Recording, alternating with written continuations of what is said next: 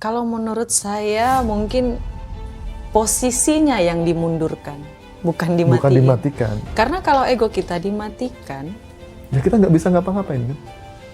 ya hidup ini bakalan flat nggak sih Mas? Flat, nggak ada semangat, nggak ada apa. Nggak ada. Gitu. Mungkin itu ilmu dia kayak gitu. Kalau ilmu dari saya, egonya dimundurin ke belakang. Tapi nyatanya para spiritualis itu menyatakan seperti itu. Oh, itu mereka. Kan saya juga spiritualis. Jadi kita nggak sepakat ya? Alhamdulillah enggak. Karena menurut saya, ego itu memang harus ditakar, nggak dimatiin. Nggak Karena dimatiin. tanpa ego, ambisi nggak akan main.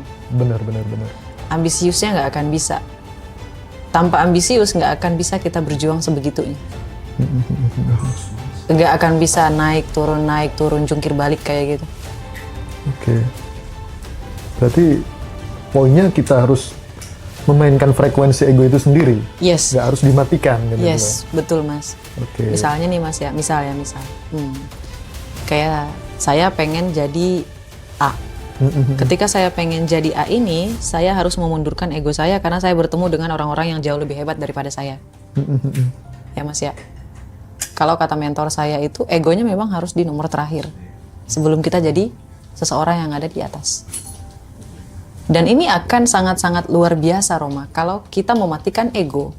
Ego manusia termasuk dalam jati diri manusia. Ketika dia dikubur semakin lama dia akan semakin menumpuk.